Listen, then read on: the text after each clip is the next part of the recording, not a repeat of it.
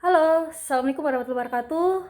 Salam kenal untuk semuanya yang di kelas 10 ya. Saya Bu Mira ya, asal dari Banjarmasin. Saya ngajarnya di sini Ekonomi sama Seni Budaya atau SBK ya. Sebenarnya perkenalan ini atau ngajar ya enak TM ya atau tatap muka langsung ya di sekolah ya. Cuman karena keadaan kita yang tidak memungkinkan makanya kita belajar melalui online atau daring. Sabar dulu ya untuk turunnya ya. Jadi mungkin beberapa anak udah tahu sama Bu Mira ya, dan beberapa anak juga ya tidak tahu sama Bu Mira ya, lebih banyaknya tidak tahu ya sama Bu Mira. Oke, mungkin kemarin kalian tidak belajar ekonomi ya yang hari Senin tanggal 27 itu ya, karena kita perkenalan diri, kalian yang memperkenalkan diri. Sekarang saya yang memperkenalkan diri sama kalian ya. Tapi untuk pelajaran kedua ekonomi ya, minggu kedua ya, saya di sini ingin menjelaskan materi bab 1 tentang konsep ilmu ekonomi. Ada yang tahu nggak konsep ilmu ekonomi? Oh ya, sebelumnya kalian udah kalian udah punya buku LKS kan? Kalau punya buku LKS silahkan sambil dibaca-baca ya. Silahkan sambil dipahami ya, ekonomi itu apa ya. Jadi bagi yang belum punya buku LKS, tidak apa-apa. Sambil kalian buka Google, buka internet ya, untuk lebih tahu apa itu ekonomi ya. Oke, di sini saya sambil menggunakan alat papan tulis ya. Oke. Konsep bab pertama ya. Oke. Bab 1, konsep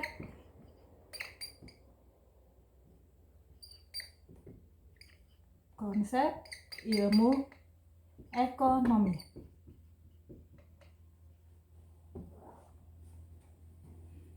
Oke. Pertama-tama ya, ekonomi itu apa sih, Bu? Ya. Jadi di sini ekonomi ilmu yang mempelajari cara manusia memenuhi kebutuhan dengan sumber daya yang tersedia ya. Jadi dia memenuhi kebutuhan yang sumber yang tersedia yang sudah ada ya. Oke, kita masuk ke ilmu ekonomi ya. Masuk ke ilmu ekonomi.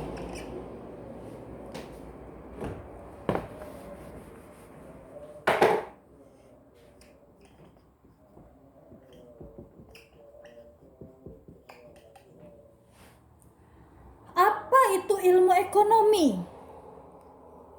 Ya, ada yang tahu? Ekonomi berasal ya. Ekonomi ini berasal dari bahasa Yunani ya. Dari bahasa Yunani. Dari kata ekos ya.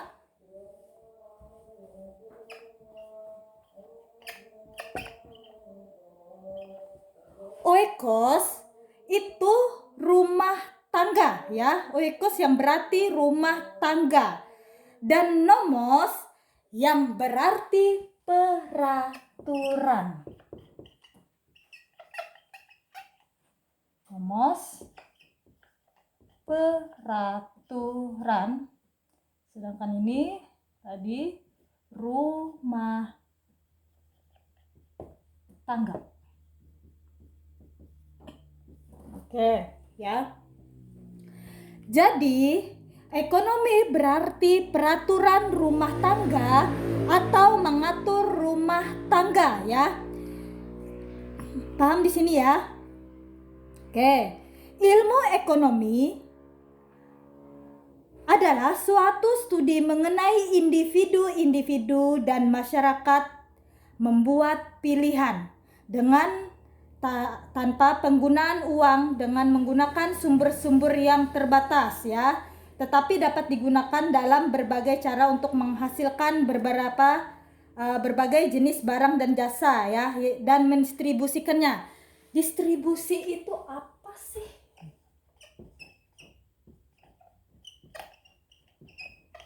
Distribusi itu penyaluran ya. Penyaluran barang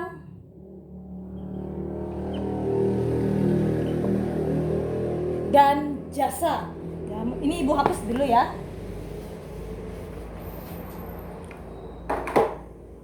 Barang dan jasa ya, penyaluran barang dan jasa. Barang ini apa, Bu? Produksi. Dia memproduksi barang apa? Jasa ini penyaluran. Manusianya ngantar barang ya. Oke? Seseorang yang mengantar barang ya. Nggak mungkin nggak ada manusianya ya. Manusia. Orang itu biasanya pengantaran barang itu marketing ya, atau sales ya, yang sering ngantar-ngantar barang itu jasa ya. Barang dan jasa nggak mungkin, ini selalu berkaitan ya, barang dan jasa ini. Barang nggak mungkin terbang di angkasa dengan sendirinya tanpa jasa ya, tanpa manusia ya yang menyalurkan ya, pasti berkaitan dia ya, berkaitan. Barang dan jasa selalu berkaitan ya, dan selalu menyalurkan barang kepada konsumen ya. Konsumen itu apa? Kalian pasti nggak tahu di sini konsumen apa. Konsumen itu kita yang memakai barang tersebut ya. Kita makan nasi, minum ya, kita mau beli peralatan apa ya. Ini konsumen, pemakai. Konsumen itu pemakai ya, distribusi penyaluran ya. Konsumen pemakai, produksi ini memproduksi barang apa ya? Atau ini sudah ya, memproduksi barang apa? Apakah memproduksi minuman ale-ale? Apakah sabun ya, sabun rinso atau apa dan selainnya ya. Kalau jasa ini manusia yang menyalurkan barang tersebut ya. Oke. Paham di sini penjelasan Ibu? Ayo, kalau nggak paham nanti ditanyakan sama Bu Mira ya. Oke, ini ya di ilmu ekonomi ya, ini ya. Oke, yang selanjutnya itu pengertian ilmu ekonomi ya. Yang kedua, perkembangan ilmu ekonomi. Ilmu ekonomi ya, perkembangan ilmu ekonomi. Oke, ini Bu hapus ya. Mungkin kalian ini udah paham ya. Kita masih dengan yang A ya. Jadi kita lanjut di sini. Perkembangan ilmu ekonomi muncul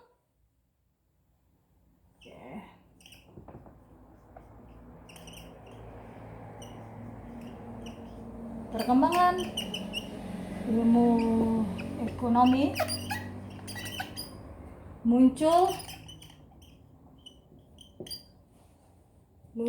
pada abad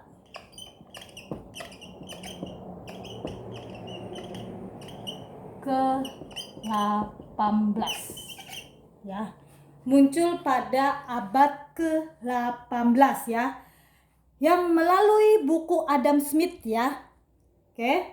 Yang berjudul An Inquiry in the Nature and Causes of the World of Nation ya. Pada tahun 1776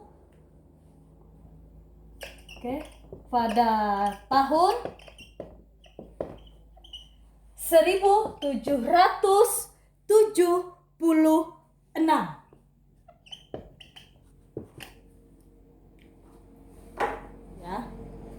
Oke. Terus tetap ya pada filosof ya Yunani ya, dari bahasa Yunani juga ya, perkembangan ilmu ekonomi ini ya. Oke, kita lanjut ke ya, kalian belum paham ini ya tentang mikro dan makro ya, teori mikro dan makro.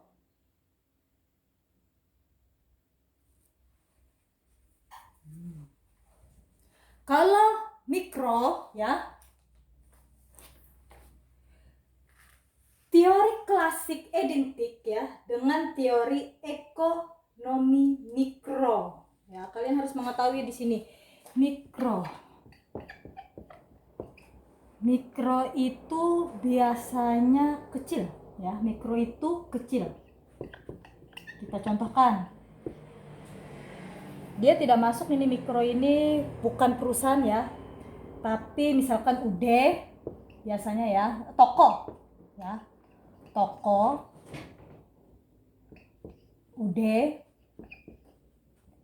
CP. Ini yang masuk dengan mikro. Mikro ini masih di bawahnya makro ya, masih kecil ya. Kayak toko CP ya. Bukan perusahaan ya. Ini mikro. Kalau makro, tingkat pendapatannya itu besar.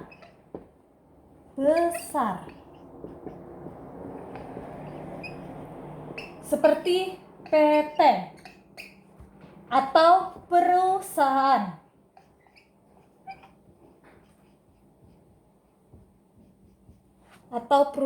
Ya.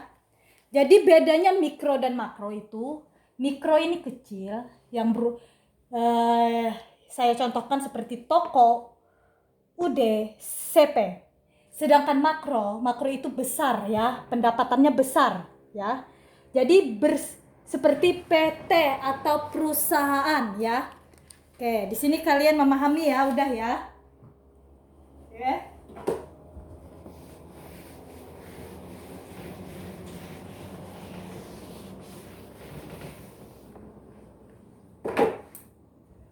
Oke, kita lanjut. Mungkin kalian sambil buka-buka bukunya ya. Tujuan ilmu ekonomi itu mungkin kalian bisa memahami sendiri ya nanti ya. Manfaat ilmu ekonomi juga ya. Oke, terus yang kelima pembagian ilmu ekonomi. Nah, yang kelima ini pembagian ilmu ekonomi itu terbagi menjadi berapa?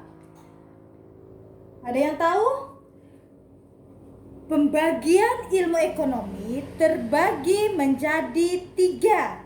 Ada ilmu ekonomi deskriptif ya. Oke. Terbagi menjadi 3. Ilmu ekonomi deskriptif.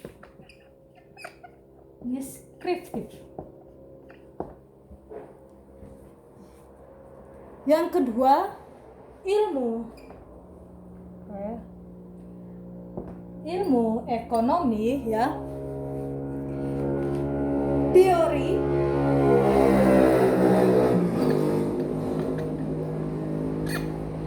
atau analisis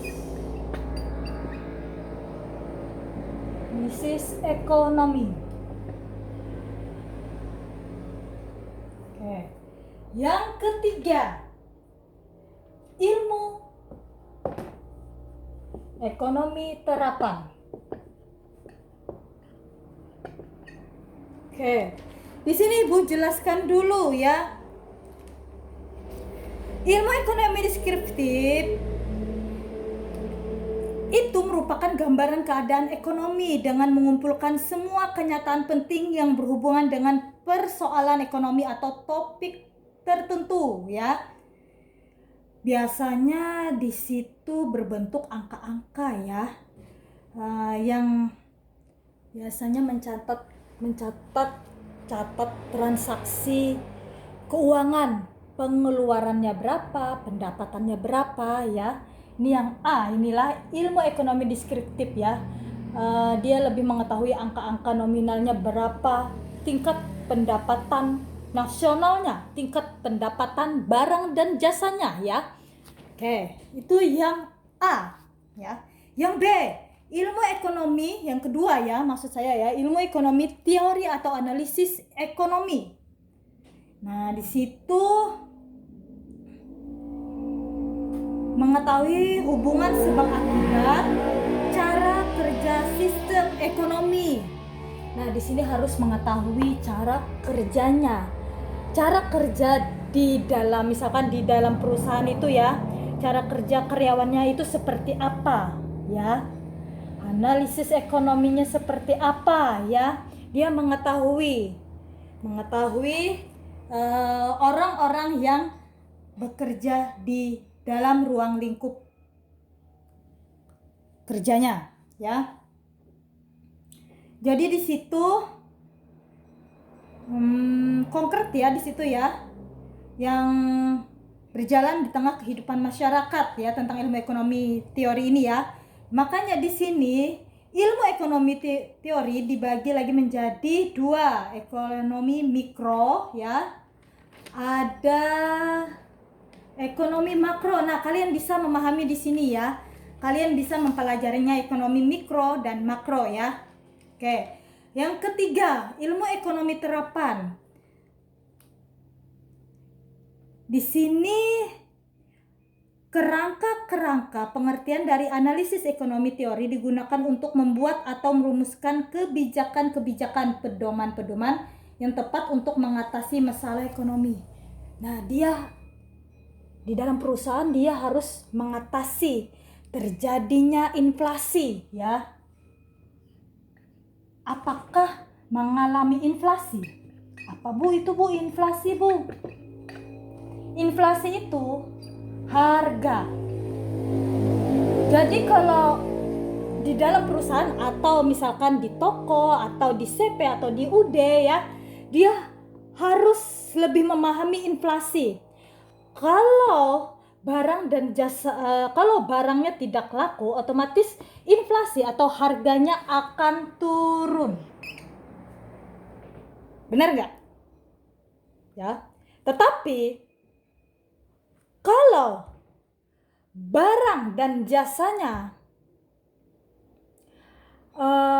pendapatannya lebih tinggi ya, atau jumlah penduduknya banyak, otomatis pendapatannya lebih tinggi ya. Tetapi kalau jumlah penduduknya rendah, otomatis pendapatannya kecil ya, tergantung dari jumlah penduduk ya. Jadi apa? Kalau jumlah penduduknya banyak atau besar, otomatis inflasinya, harganya akan naik ya. Bisa nggak Bu sedang? Bisa. Contohnya Ibu mencontohkan ya. Ini turun, ini naik, ini sedang ya. Jadi inflasi harga ini tergantung dari para produksinya ya. Di dalam perusahaannya itu gimana cara mengelola produksinya sehingga barang dan jasa tersebut akan disalurkan kepada konsumen atau para yang mengkonsumsi barang tersebut ya. Terkadang kita banyak ya protes masalah kemasan, benar nggak? Kalau kita belanja, kita pasti lihat kemasannya, kayaknya ini nggak enak ini. Soalnya kita coba, ternyata emang nggak enak ya. Terkadang orang terfokusnya melihat dari kemasan ya.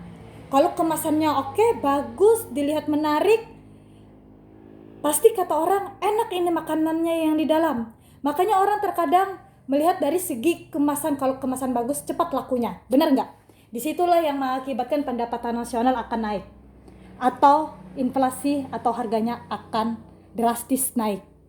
Paham di sinilah? Oke, sudah ilmu ekonomi terapan ya. Di sini kemungkinan kalian akan membaca aja ya. Ini kedudukan ilmu ekonomi dalam ilmu sosial ya. Kita lanjut ke kebutuhan manusia ya. Kebutuhan manusia itu apa Bu? Jadi kebutuhan manusia itu memenuhi ya pencapaian kesejahteraan ya. Jadi manusia ini terkadang harus terpenuhi apa yang ingin dibutuhkannya, ya. Jadi sifat manusia itu terkadang merasa tidak puas, ya. Semakin bertambahnya jumlah penduduk, semakin pemikiran manusianya semakin tidak puas, ya. Terkadang perkembangan pengetahuan dan teknologi akan mempengaruhi pikiran manusia, ya. Terkadang persediaan sumber daya alam kita juga terbatas, ya. Kita contohkan kebutuhan manusia, ya. Kalian mempunyai motor, ya. Kalian mempunyai motor, tapi melihat teman yang satu baru beli motor yang baru, ya, yang lebih bagus dari punya kamu, pasti kamu bilang sama orang tua, "Mak, bah, ulun hendak nukar motor yang kayak ampun inya itu nah, kayak punya dia itu," ya. Tetapi orang tua kalian pakai dulu yang itu, nanti kalau rusak nanti kita beli, ya. Terkadang itu hati kita itu tidak puas dengan apa yang kita pakai, ya. Pengennya mau yang bagus, tapi kita manusia ini terkadang harus kita yang menyudahinya, ya. Yang harus kita bisa nahan, ya, masalah kebutuhan itu, ya.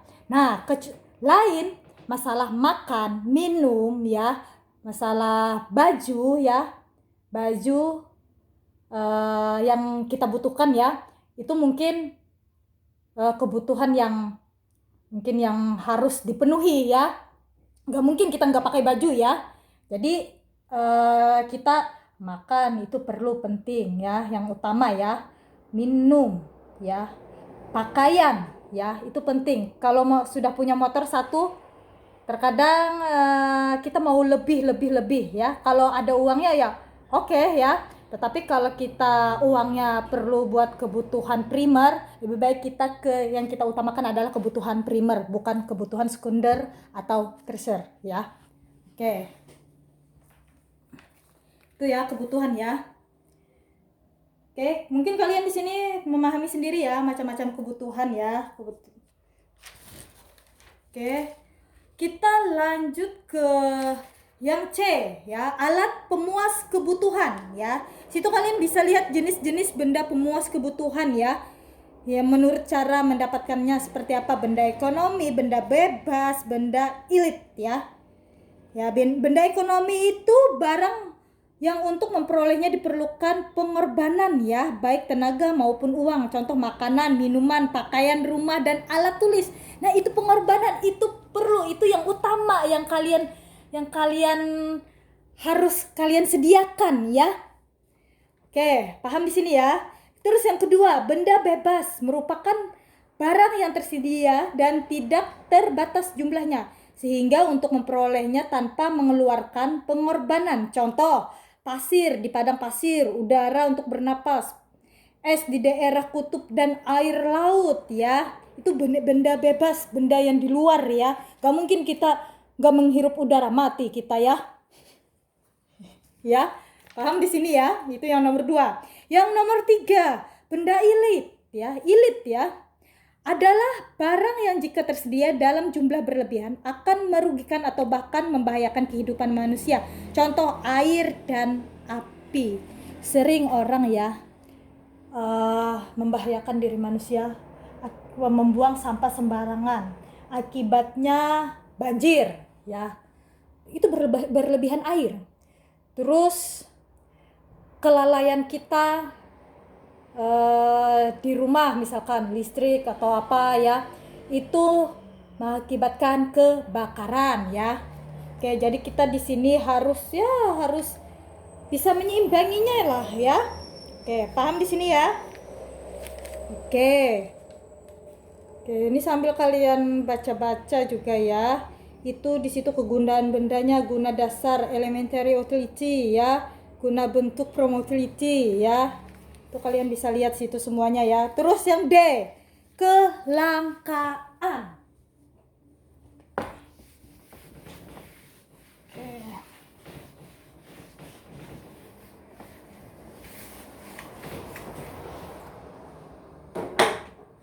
Kita masuk ke D.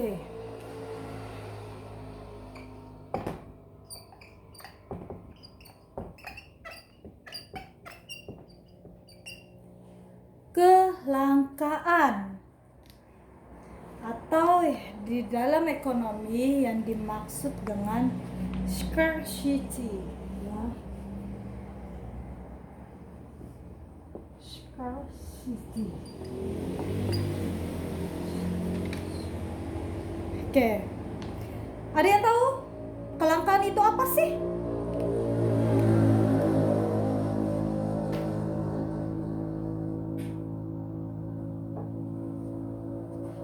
Yo, ada yang tahu?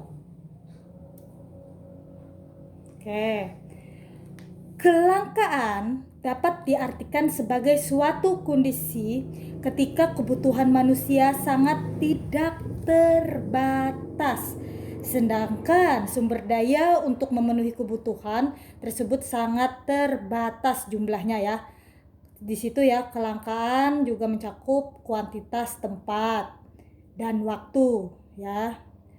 Terkadang manusia itu ya selalu ingin lebih memenuhi kebutuhannya, punya uang atau enggak punya uang, ya. Terkadang kita itu merasa tidak puas, pengen lebih walaupun tidak punya uang, ya.